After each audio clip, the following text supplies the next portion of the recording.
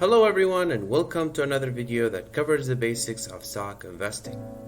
A dividend is a form of benefit or reward a company distributes to its shareholders. This benefit is either cash or additional stocks.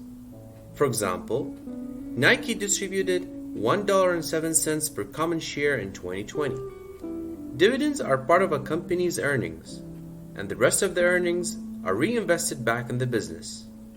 This explains why young companies choose not to distribute any of their earnings because they want to have enough liquidity for future growth. So who decides when and how much to distribute? The board of directors, that is the major shareholders, get to vote when and how much to distribute as dividend because they have the majority of votes. So it is possible to have a payment every month or every quarter or once every year. Also, the board of directors may decide to distribute different dividend amounts for each stock class or type. For example, in 2020, Nike dividends on common stocks were $1.07 per share, while preferred stocks dividends were only 10 cents per share. There are 4 important dates for dividends: declaration date, ex-dividend date, record date, and payment date.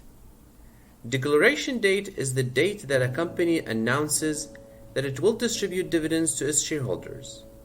Ex-dividend date is set by the stock exchange to determine the eligible shareholders for the next dividend.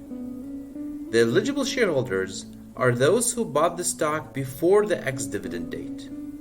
Usually, the ex-dividend date is 1 day before the record date. The record date is set by the company to record all the shareholders and how many stocks they hold on that date. Therefore, all shareholders who hold the stock on the record date and bought it before the ex-dividend date will receive the dividend. Finally, the payment date is the date that the company will issue the payment. Some investors want to have financial benefit while they own stocks, so they invest in dividend stocks. But the question is, which stock gives you more dividend? The answer would be easy if all the stocks have the same price. You will only need to compare the dividends and choose the highest one. But the reality is, all stocks are priced differently and keep changing. So to effectively compare dividend between different stocks, you can use a financial ratio that is called dividend yield.